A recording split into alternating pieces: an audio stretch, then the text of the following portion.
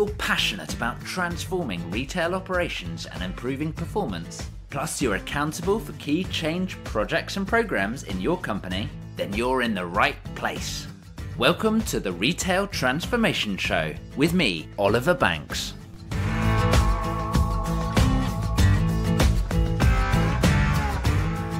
Hey, and welcome to the Retail Transformation Show. I am your host, Oliver Banks, and this is episode 53 as we're now edging exceedingly close to the first birthday of the podcast, and I thank you very much from the bottom of my heart for continuing to tune in week after week. And if this is your first time listening, then do hit subscribe because there's some awesome shows in the pipeline and I do not want you to miss out on them. So last time round in episode 52, we took a look at a series of rapid, quick actions that you can take if you are facing adversity. However, the focus in that episode was absolutely, definitely on speed, getting things done quickly, which, let's be honest, if you are facing adversity, is usually what is needed, that speed to get things going. Quick actions in that situation are good because they buy you a little bit of breathing space, but they are unlikely to yield long-term changes that really affect the future outcome of your business. So in today's episode, I wanted to flip it around. I wanted to look at some bigger, longer-term things that you can be doing if you are facing adversity that will turn the tables in the future. But just before we dive into that, when you've been faced with adversity, it's sometimes easy to react quickly and get things done. That, of course, is the natural tendency of the classic fight or flight, which gets activated by our sort of prehistoric brains. But then comes the call for a new adventure, starting a transformation journey. But it's a journey that many can be tentative to begin. It's normal to feel nervous. It's normal to think of many different aspects and reasons why now is not the right time. Perhaps you're feeling overwhelmed. Maybe you're not sure where to start. Perhaps you don't want to appear incapable or clueless when viewed by your peers, your boss, or your organization. Maybe you're just scared. Equally, in your head, you may not know the right answer. There are many different ways to, of course, prioritize your time, your money, your attention, but which one is the right option? And at the same time, you might think troubling times could blow over, or maybe it's going to resolve itself with just one more sale, or that very, very special discount offer that you have been working on. Well, let me tell you, it's okay to feel or think some of those things. It's perfectly natural, in fact. And at the same time, I do have to tell you that you do have to change. And that's a topic I've been talking about increasingly over the past few episodes, because we continue to see retailers facing tough times without making a real headway into their transformation journey. So today, I want to help guide you on your way towards getting started with your transformation. And to do that, I wanted to present you with a menu, a range of options for how you could go about transforming your retail business. There are 10 options to choose from, each that have multiple variants. It's like a range, right? A product range. Now, maybe you need to look at this menu, and maybe you need to focus in on one particular area. But maybe you need to consider a number of areas. Of course, that will depend on your business and your individual situation, as well as the whole appetite for change and even how honest the organization is going to be with itself. So like I say, there are 10 things on this retail transformation menu for you to choose from. And for each one, it splits out into a number of different areas. And I've got a key question that you need to consider for each. And that key question is going to help decide if that menu option is right for you. A quick word of warning, this is a bit of a long episode. I did not want to split this into 2 parts because there's a ton of great content and I wanted you to be able to consume it all in one go. So do make sure you got time to listen to this one. So thanks in advance for tuning in to the episode. I'd love to hear what you do think of this one though. So grab a notebook and a pen if you've not got one handy. And if you're driving, then you may want to come back to this one, or of course check out the show notes page, which today is going to be obandco.uk/53. So as we go through each of these 10 elements, you're going to need to consider what should be on your transformation wish list. If you're not sure, then remember to look out for that key question, which will be a great indication as to should that element be on your wish list or not. So here we go, and remember to take notes or check out the show notes page, obandco.uk/53. Right, so number 1. Let's start with the big one, right? The business model. How does the business ultimately generate money? It may be that you need to transform this very fundamental area of your business, and it's going to dramatically change how you make money. And of course, whilst retail remains a profit-making industry, this area will be important.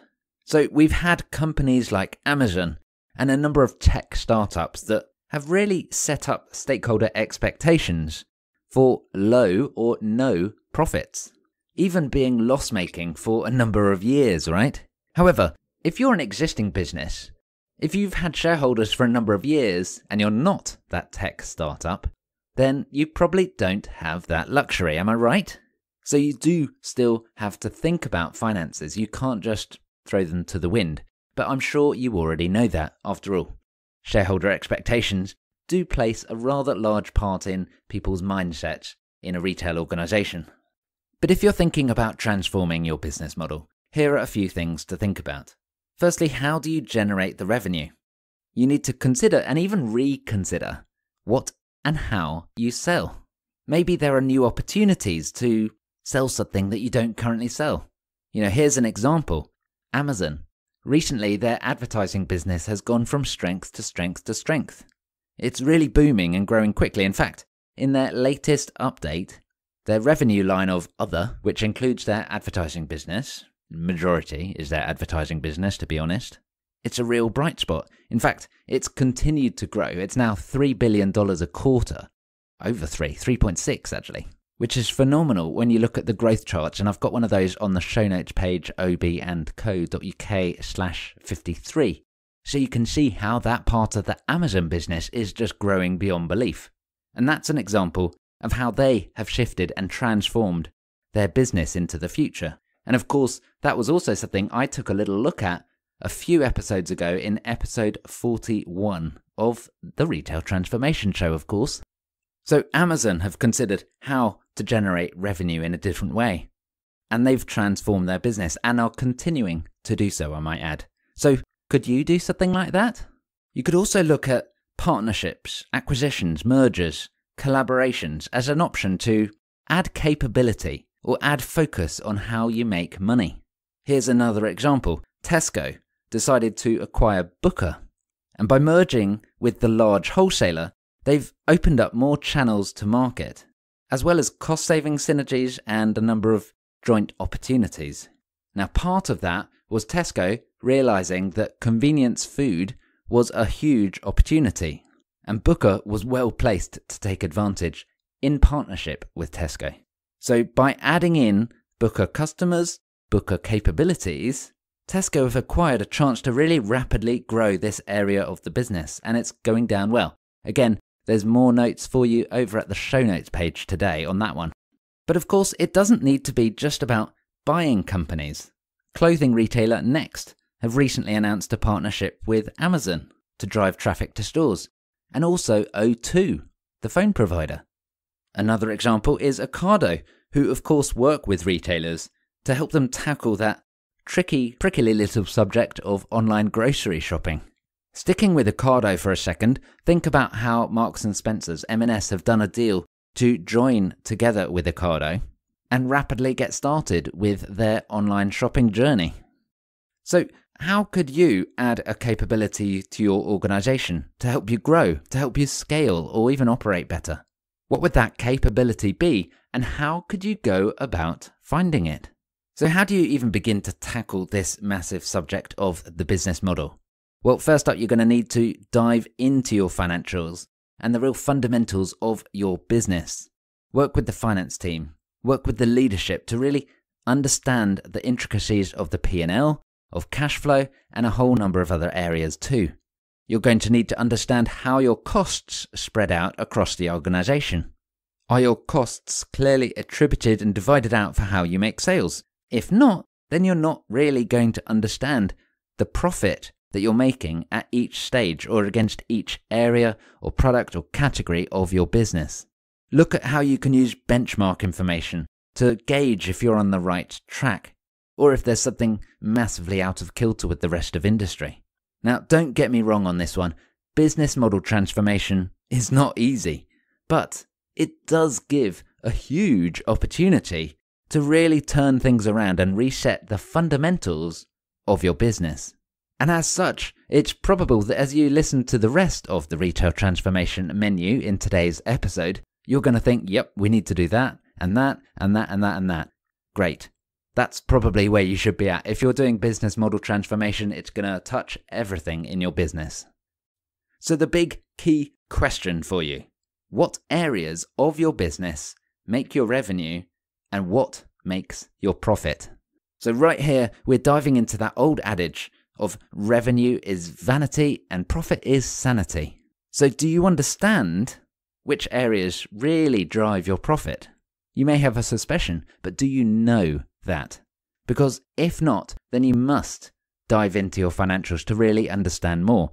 There could be loss-making areas of your business that you just don't know about because you don't have the right information at the moment. So go dive into the financials and understand more. The second item of the menu is strategy, how you sell and how people buy. So here you must look at where and how people are shopping. It's obviously changed a lot over the past few years with the advent of e-commerce, as well as social media and big marketplace retailers such as Amazon, Alibaba, and so on. First up, you must review your channels and the routes to market. It's critical to continue to review this, in fact. And you must make sure that everything is clearly integrated and it makes sense for a customer. Now, you're probably thinking when it comes to channels, physical stores and online, and you'd be absolutely spot on there. They're the obvious channels. And there have been plenty of recent examples of these two channels working really well together. In the UK, I'm thinking companies like Joules, like Next, and I'm sure you can think of some examples where companies that are doing online and are doing physical stores are doing rather well when it's executed nicely, properly, smartly. Essentially, what happens is if you have a physical presence in an area, then you see an online performance boost too. Now, social media is another growth area when it comes to channels. We're seeing Facebook and Instagram offering the opportunity to buy directly from their apps now. Snapchat too, of course, have flirted with retail too in the past. And with so many people spending so much of their time on social, I think we can probably guess the direction of travel going forward.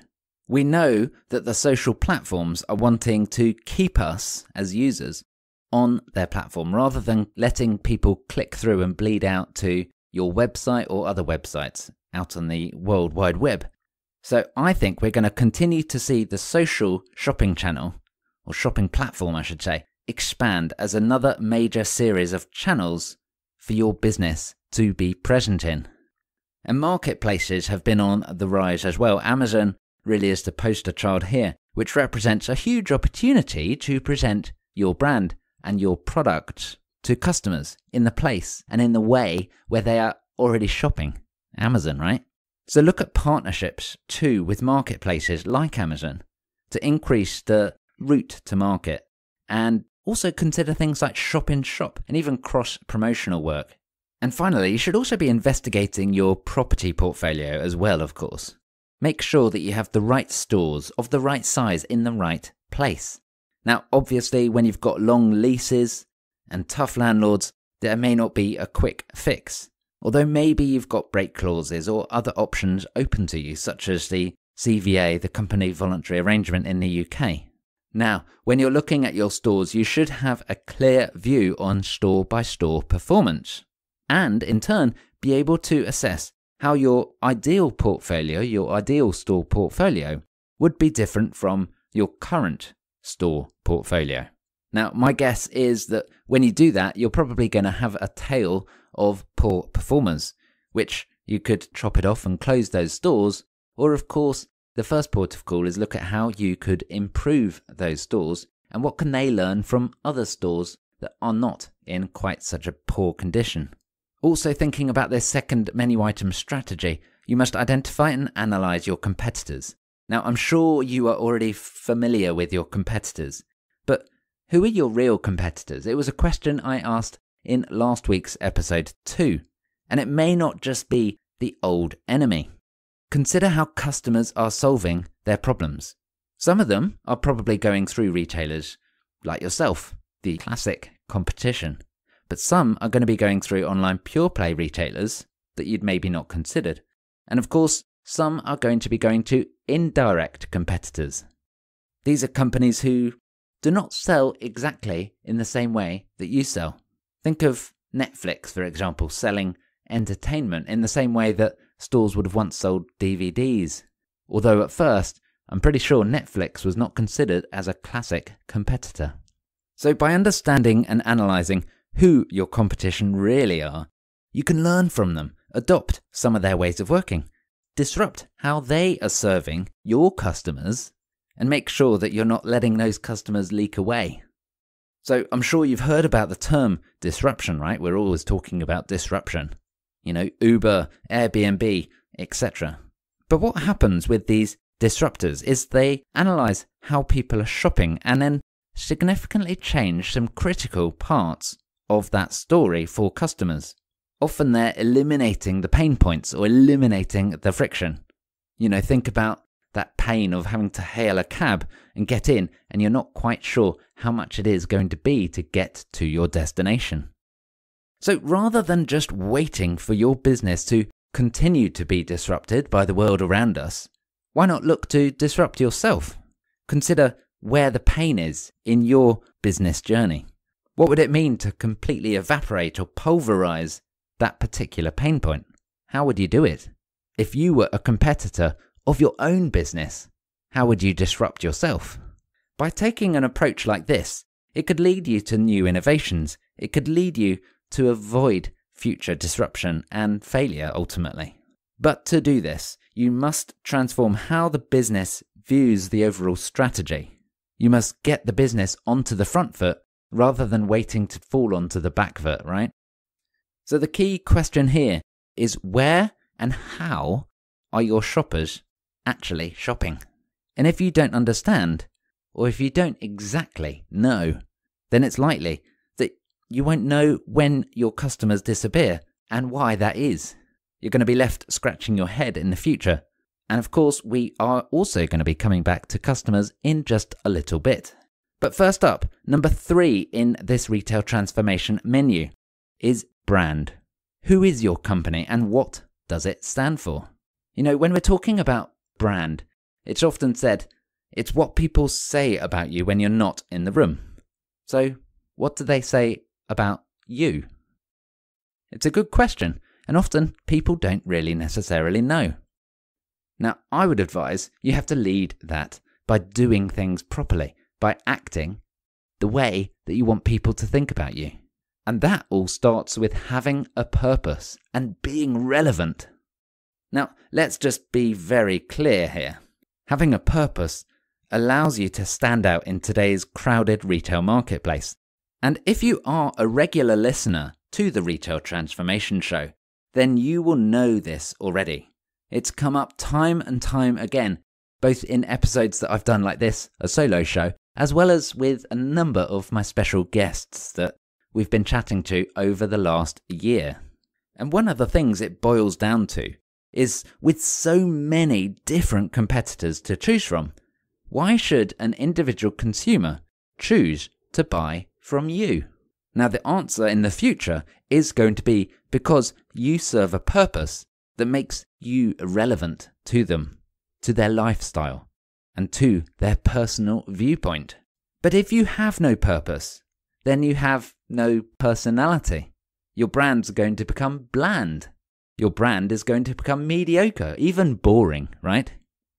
So find your purpose. Look to your history and what your founder originally envisaged. What caused significant periods of growth in your own history books? Look at the corporate point of view. Look at what makes you unique in the marketplace already. All of those are going to serve as good pointers to your purpose. And if you'd like to dive into that one a little bit more, go back and check out episode 25 of the Retail Transformation Show, where I lay out a bit of a framework to help guide you through.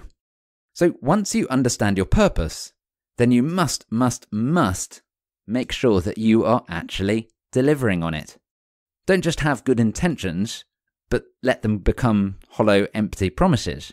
You must work out how you are actually going to take that purpose and really live by it so that it does become a true reason for being, a true reason to shop with you.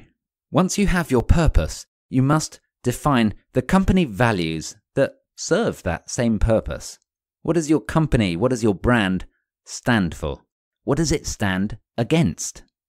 These are absolutely critical to be able to surround your purpose and help bring it to life. It's going to set the tone and the expected behavior, and in turn, your values will guide your people to serve your purpose properly, truly. Plus, your values can really appeal to your customers too. If you have values in line with their own perspectives, their own values, then it's going to create a natural affinity between your customers and your brand.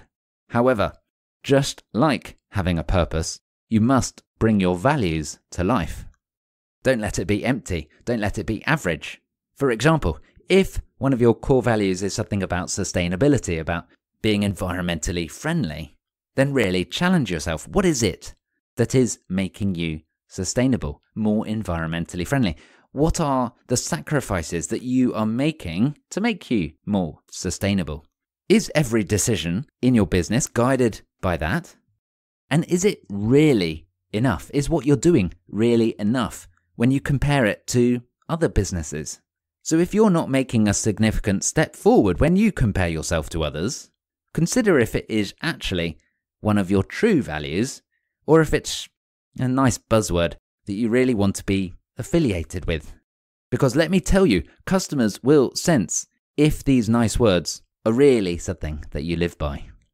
So the final element of a brand transformation that you may want to consider is classic branding. In this one, as the name suggests, consider the visual element of your brand. The logos, the colors, the icons, the fonts, the graphics. Are they aligned with your purpose and your values? Do they mesh visually? Do they set the right scene for your customers? So if you are trying to be an ultra-high fashion retailer, let's say, and you go for an old-fashioned logo and a blend of pastels and bright colors, is that really going to work? Is it going to grate with people? Is it going to reinforce your brand or destroy your brand? Another one here that really frustrates me as an individual is when you see far too many fonts being used, particularly when they don't work well together. Or if there's a different type of photography that's being used. It just causes too much confusion in my head as I'm looking at this piece of advertising, piece of marketing, whatever. And it does not make me want to go in and investigate and fall in love with that brand because they're clearly confused already. How are they going to help me? That's right, that confusion of your visual branding does embed itself into your customers' brains. I'm sure you can think of some other examples. But don't just consider the visual elements here as well. Consider your tone of voice as well. Is it consistent? Does it talk to your customer? Or does it shout at them? Does it tell them? Does it communicate clearly? So, of course, when it comes to branding, you must get into the right mindset, the mindset of your customer. Think about your customer for just a minute. They're being bombarded by information, and brands are laying siege to their eyes, their hearts and their minds every minute of every day. So what is going to make your brand really stand out across this barrage? So the key question for this element of the retail transformation menu is, what is your reason for being and how do you bring that to life? Yep, that's right. The key question here is all about purpose. And if that's not clear, then you have a clear next step to work that out. That purpose is going to drive everything in your business, and it's going to give your customers a reason to shop with you. It's going to inspire your workforce to really work and try hard. And ultimately, it's going to guide the future of your business. And it's going to be a part of every single decision. It's huge, really is. Next up, this is number 4, and it's all about the customer. And who are you meant to serve? So, whilst I don't advocate transforming your customer, it is possible to transform yourself for your customer. First up, who are your ideal customers? What does that avatar look like? An individual avatar. I've seen some huge benefits from doing this with clients. Really being able to clearly define and understand who you want to serve allows you to do just that. Having an ideal customer of men and women aged somewhere between 1 and 100 with a pulse is not really being very targeted about who you want to serve. Sure, you'll take their money, but it's not who you are targeting, right? You're trying to be all things to all people, and what's going to happen is you're going to end up being nothing to nobody. Sounds like a mafia quote, right? Nothing to nobody. So make sure that you make your ideal customers a really specific person. Give them a name.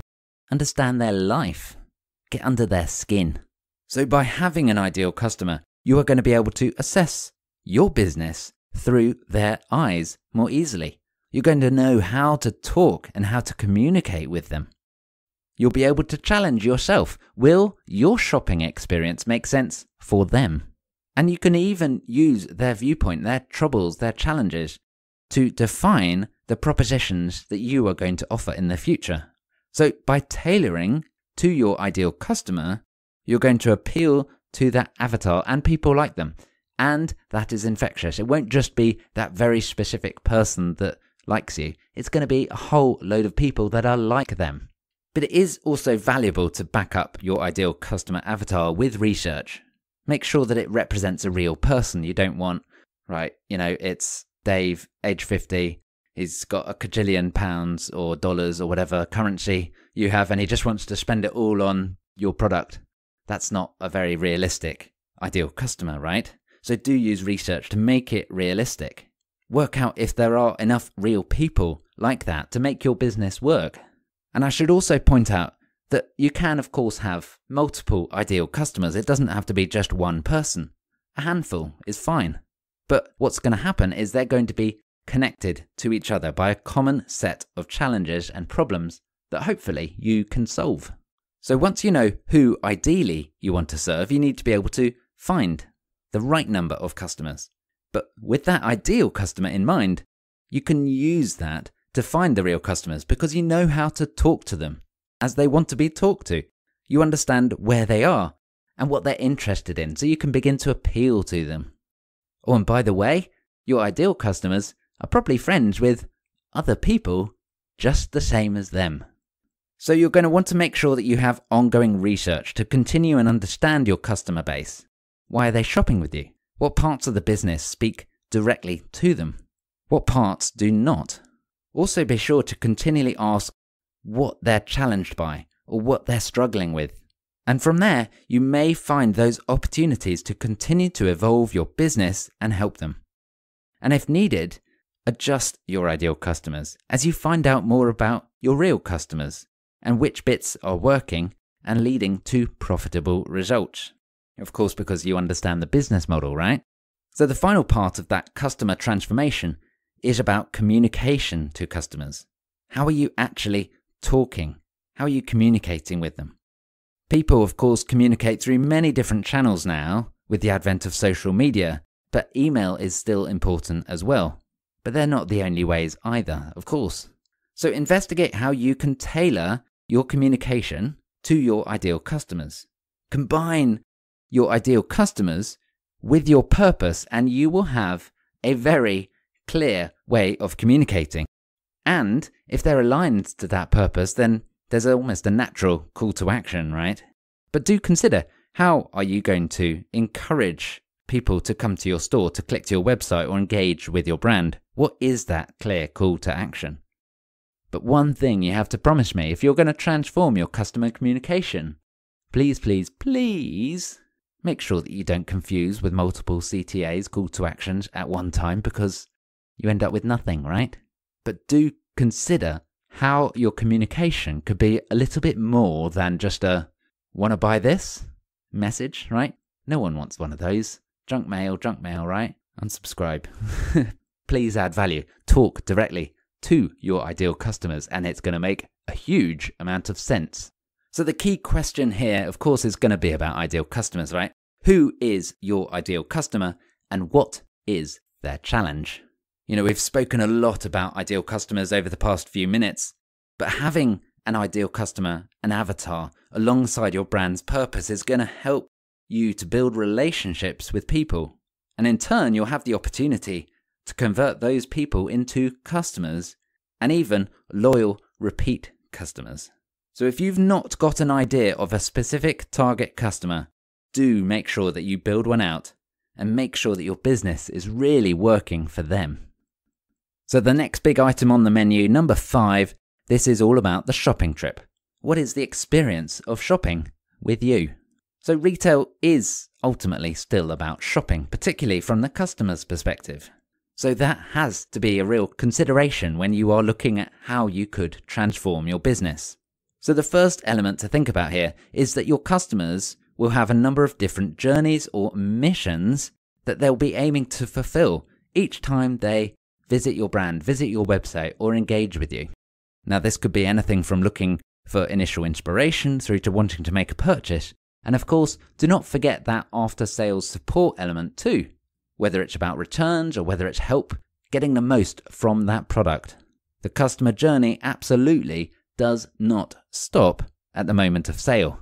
And every single touch point does reflect on your brand and the ability of a future sale. So be sure to define and really understand the different missions that your customers want to do, and then consider how your shopping experience can help those people complete each one of those missions. Now, it's likely that to complete a mission, a customer is going to want to come to one of your stores or visit your online shop. So how does that whole shopping trip, that end-to-end shopping trip, look like when it's in a multi-channel world? When people are continually switching between websites and real life, between phones and computers. Because that one person views your brand as one brand, not as multiple different touch points that, oh, well, I did that on the phone, so I can't possibly do it on the computer or in a store. So what I'd like you to do here is think about the experience that they get in each channel and at each point for each mission. How does that make a person feel? How would you want them to feel? And how could you evolve your current store experience, your current store flow, to help enable that feeling? Ultimately, you must ask yourself if your channels, everything from physical and online, really work together, because they should do, and your customers certainly want them to, and even expect them to, right?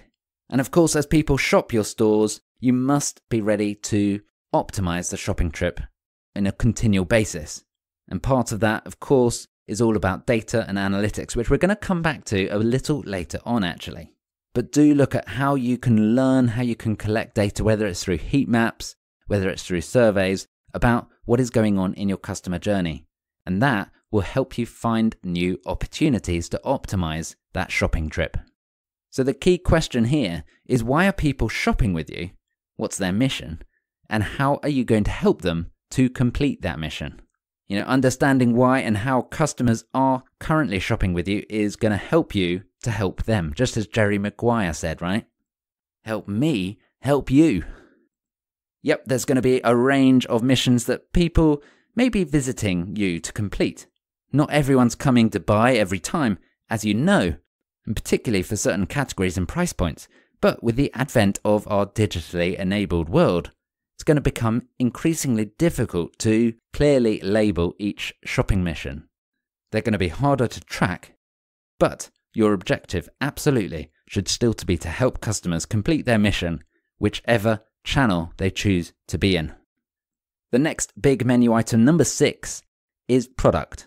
It's of course what you sell, but it's not what your customers buy. Of course, in a literal sense, retail boils down to the exchange of money for a product or service. And I should point out, when I say product, I mean product or service for the next few minutes, alright? But here's the thing.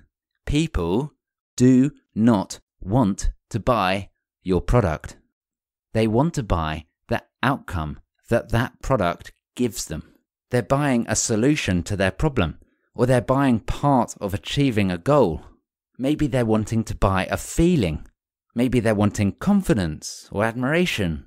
Or maybe they're even wanting to buy peace of mind. Whatever that is for your product, for your business, understand that they are not looking to buy the physical collection of raw materials that you happen to be selling.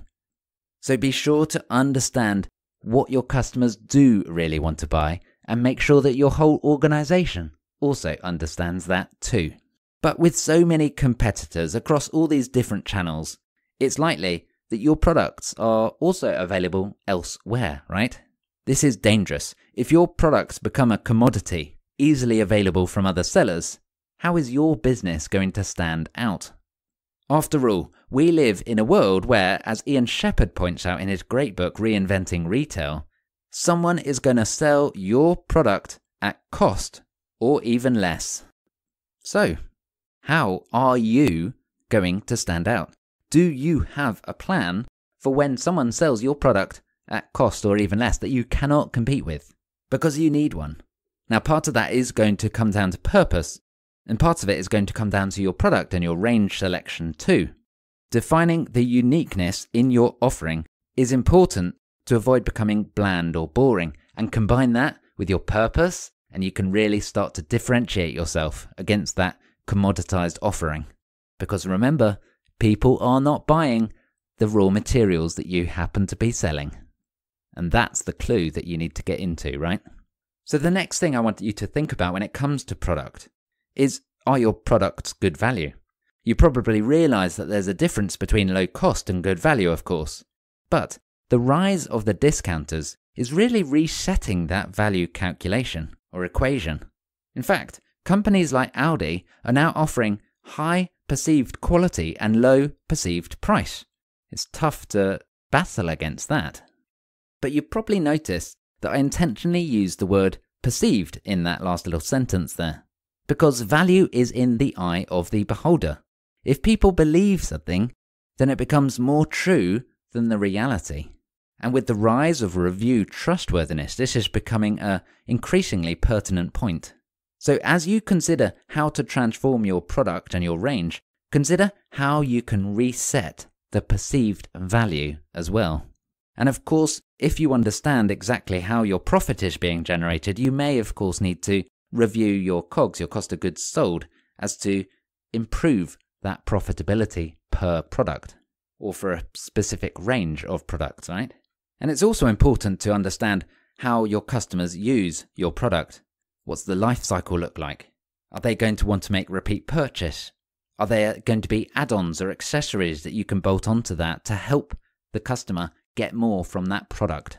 But also, as sustainability becomes an ever-increasingly hot topic, no pun intended there, what happens to the product at the end of life? Are you going to help your customers to reduce or reuse or recycle products? So the key question here that you must be considering as to whether you need to take on a product transformation is, what problem does your product range solve for your customers?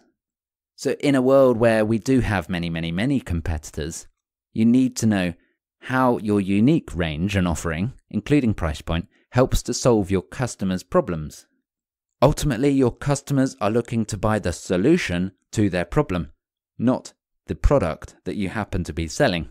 However, hopefully, I should say hopefully as well, the product that you are selling does actually solve that customer's problem, because then everyone is onto a winner. But to do this, you must understand the problem that your customers are trying to solve in the first place. Next up, menu item number 7, operating model. You must be intentional with how things happen. An operating model is a way to set up your business that repeatedly delivers the expected ways of working to give you the end result. An operating model is a structured way of running any part of your retail business, and it's going to add processes, standards, priorities, and order to the complex ways of working. Plus, it's going to put in place the resources that allow that to be delivered in a consistent, repeatable, predictable way. So the first stage here is to define your operating model if you don't already have one, or if you do, make sure that it is up to date. Because if you do not have one, or if it is not up to date, then you are going to get misunderstanding, you are going to get confusion, and you are going to get assumptions being made across the workforce that lead to inconsistencies. So first up, make sure that you define your operating model, and secondly, make sure that it is doing what you want it to do. You have your purpose by this stage. Does your operating model support and deliver that purpose or not? And an increasingly important part of the operating model is around stock flow and logistics. With the ongoing rise of online shopping and the ever-increasing expectation of consumers, it's essential to have a very clear understanding of how your stock is flowing through your business. Understand your supply chain. End-to-end is often used as a buzzword, but in my experience, it's never end-to-end. It's sort of more like a little bit of the end and a little bit of the end within the realms of the business. But actually, you must expand that. You must look outside of the business to really look upstream and downstream of the supply chain. Because by working with your suppliers, by working with your partners, you're going to find opportunities for better collaboration, faster speeds, or even reduced operating costs. And also on that same supply chain theme, forecasts really help to grease the wheels. If you can clearly forecast your stock movement and your sales, then you're going to be able to ensure that there's maximum availability and minimize product waste and reduce the amount of working capital that's tied up in product sitting unwanted on a shelf or in a warehouse or in a stockroom. Plus, it's going to help with your workforce scheduling to make sure that you have the right size and the right number of store personnel, store colleagues, matched with the demand for stock replenishment, matched with the demand for customer service. And whilst predicting the future is tough in a volatile environment, doing something is absolutely better than doing nothing. So if you're not doing forecasting in a detailed way, then investigate how you could do this, and soon you could really make a transformation on how your stock and resource is being used effectively to serve your customers. So the big question here is, what are the critical elements of your operating model that actually are adding value? Because if you do not have a lean operating model, then you will have excessive costs, and you do actually risk them spiraling out of control without really understanding why or how. But instead, if you do understand which parts of your operation really do add value, particularly for your customers, then you are well on the way to developing that lean operating model that's going to help your business run like clockwork. Next up, number 8, is all about people. Transforming your people, the company's most important asset, right? Certainly in retail, it's going to be one of the most costly items in the P&L. But are you really looking after your people like they were your most important asset? This boils down to transformation in a few separate ways. First up, leadership and culture. Wow, boom. These are big topics at the best of times. So I'm not even going to begin to try and really dive into this in a deep way in just a few minutes, okay? But they absolutely can be the brakes or the jet fuel for your transformation. Having a true willingness to change led from the top can, of course, mean the difference between success and failure. You should be looking to learn from other leaders and other company cultures to work out how that could fit in your business. Leadership, of course, should be driven by your purpose, and actually the culture is going to be driven by your values. So if you do have that misalignment, if you are not making your purpose or your values come to life, then it's going to result in a mismatch, and negativity is going to seep into that leadership and seep into that culture, which will disrupt the future. Not in a good way, by the way. And of course, your culture is going to be enabled and supported by supporting your people with training, with the right skills, with the right tools to do their job. It's going to result in a happier workforce that feel confident, that feel ready. But without that same training, it's a risk that people feel overwhelmed, that they feel stressed out, that they feel worried about making mistakes. And that will make the culture suffer. So it absolutely is important to think about how you can leverage leadership and culture as part of your people transformation. However, these elements are not quick to fix, right? They do take years of steady, consistent alterations and change management to be able to slowly adjust things. But if you don't start now, you ain't ever going to finish. Structure and organization is another big people transformation opportunity for you.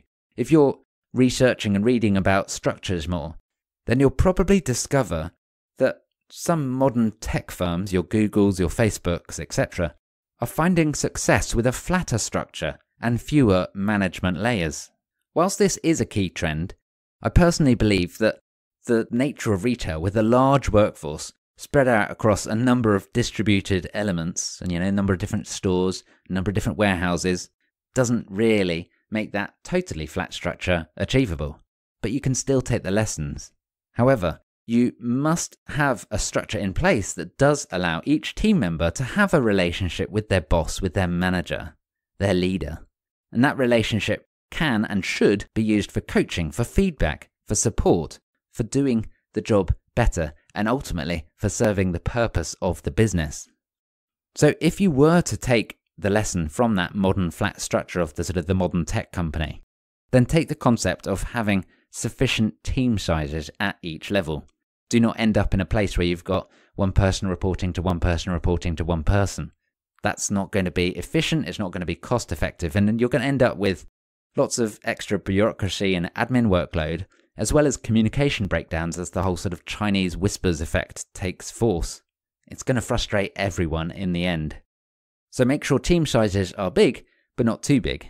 And ultimately, every part of your organization, every team, should still be continuing to drive towards your overall purpose, as I mentioned a second ago.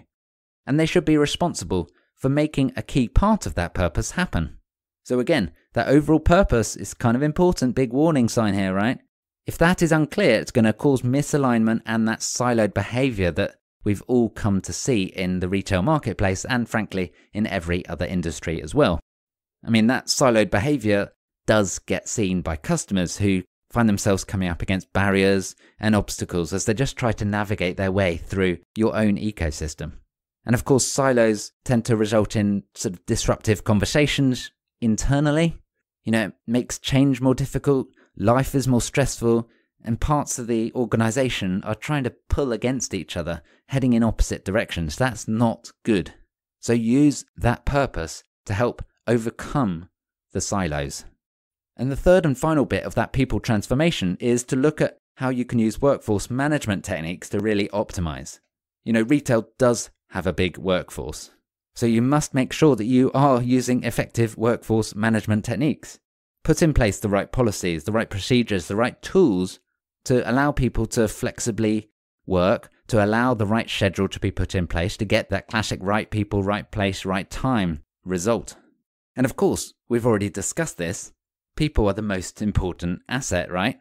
So shouldn't they be treated and used effectively as the most important asset? So the key question here for the 8th item on the menu is, why should your teams serve your brand and your customers? Having a workforce without purpose is just about paying people, frankly, to turn up and do their job. But give them a purpose, and you allow them to turn into brand advocates that show an incredible amount of care towards your brand and ultimately to your customers. Now, the first part, obviously, is about defining that purpose. But from there, communicating that purpose and the overall intention to your teams will inspire them to strive to that same purpose. And in turn, it's going to give them not only a reason just to turn up to work, but the real opportunity to be part of something bigger, part of something more meaningful. So the next menu item, number 9 this is all about system transformation, using technology to make things happen. Whilst I'm not advocating technology for technology's sake, we must recognize that technology does enable huge amount of progression to happen. It is, of course, another important element of making an operating model really work Having the right systems in place is so critical. Now, older retailers, of course, have to deal with older legacy systems that are going to be deeply embedded into the culture and the ways of working. And they tend to be rather fragile too for today's heavy data demands. And there are many different systems, of course, that do sit behind a retail operation. There are systems that deal with people, whether it's customer systems handling sensitive personal information, or workforce and personnel systems, organizing HR and payroll and a whole lot more.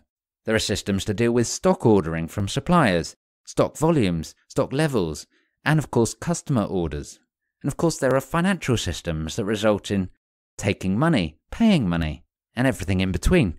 And of course there are many, many, many different working systems that allow each part of the organization to do their job, to do their part of the operating model.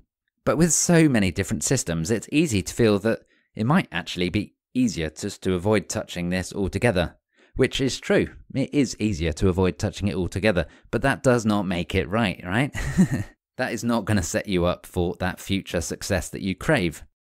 So the first step is to look at which elements are business critical and which are creaking. If they've got, let's say, excessive heritage and they're business critical and they could fall over at any moment, it really is time to focus on how to preserve that business viability on an ongoing basis. Do not let the overall business fall over.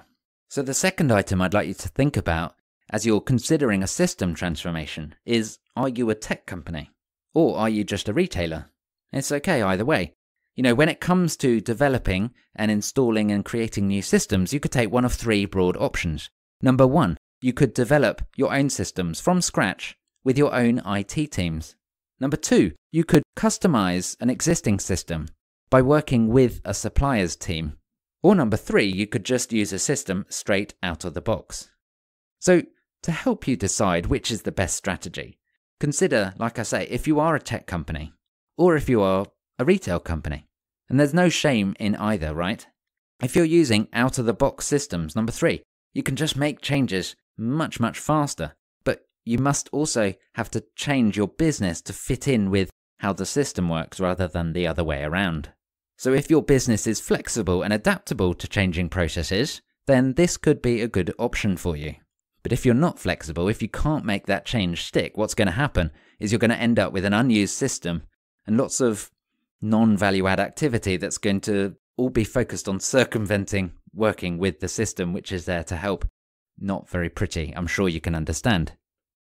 Equally, at the other end of the spectrum, if you're maybe a very large company, then you probably have IT capability, and you also probably have to look after many, many complex integrations, at which point it may make sense to sort things out yourself, have your own IT team.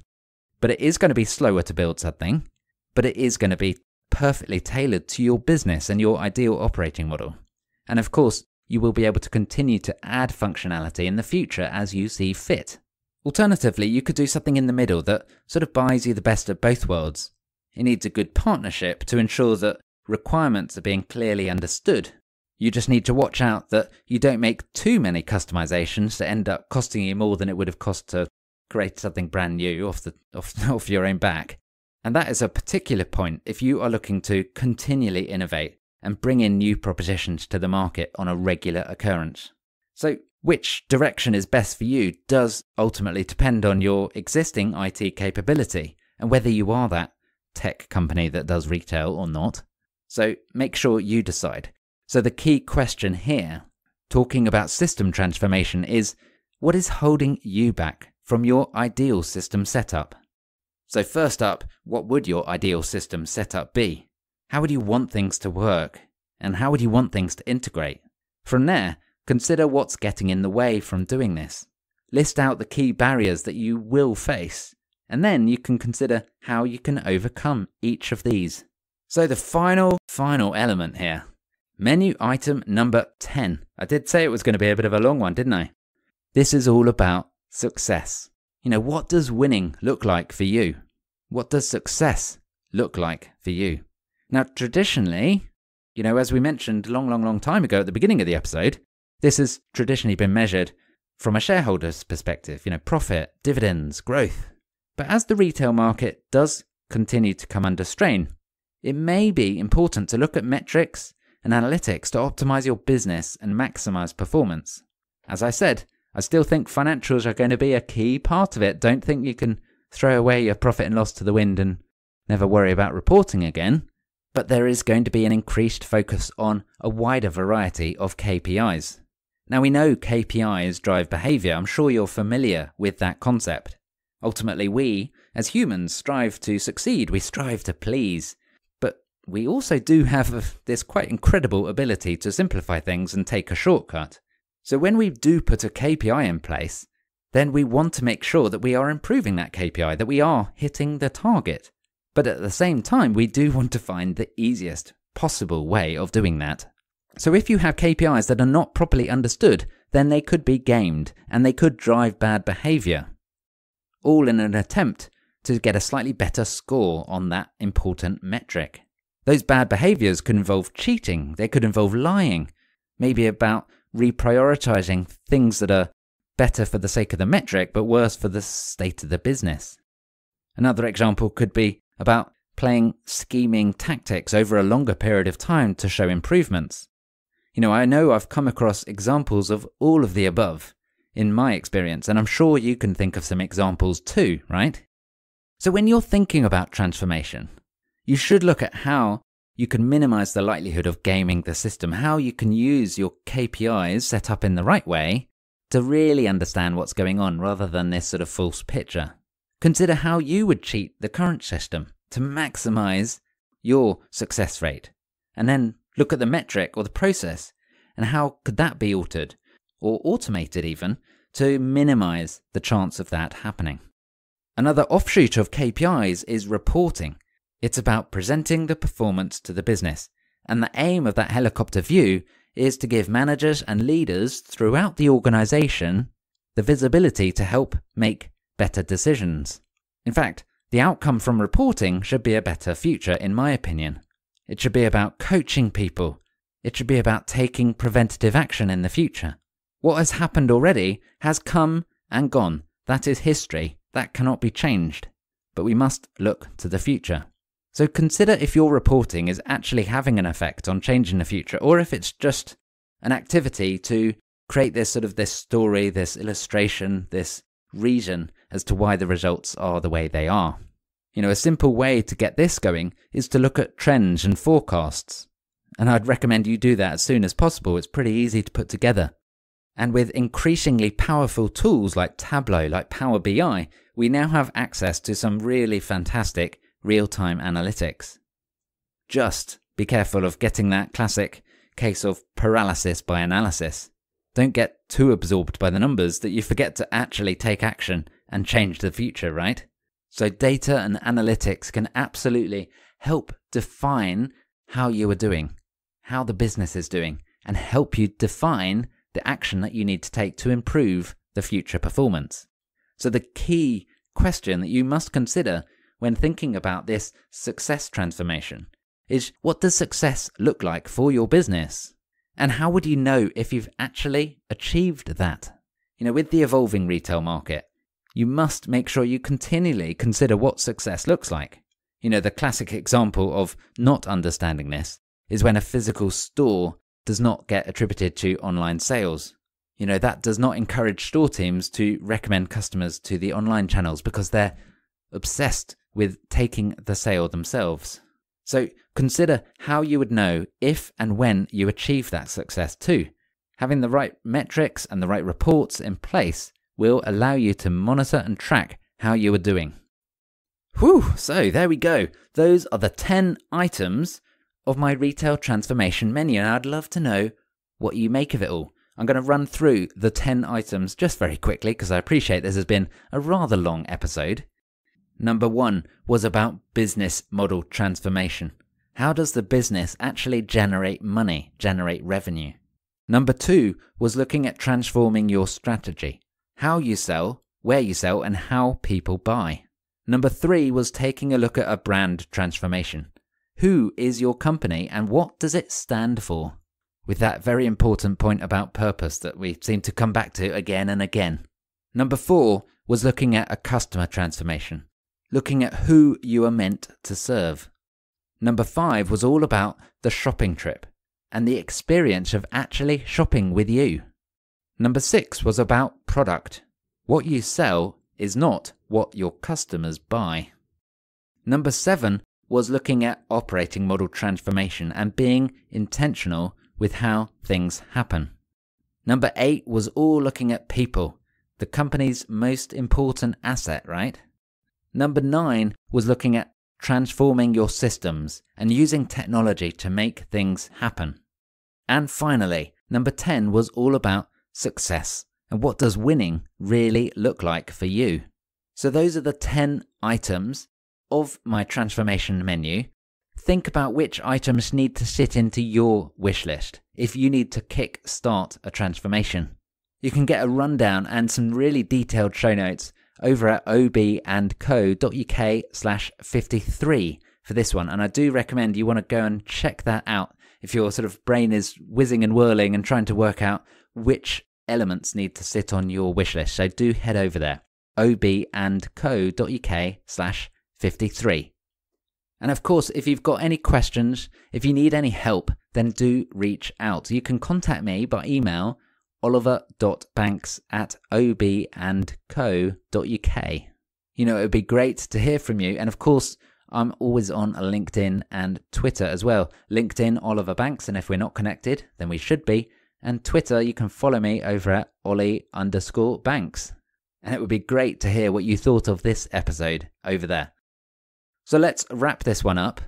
Make sure you subscribe if you've not already done so. The next episode is going to be a bit of a special episode. It's going to be celebrating the first birthday of the Retail Transformation Show. So do make sure you come back and join me next time for episode 54 of the Retail Transformation Show. Catch up then.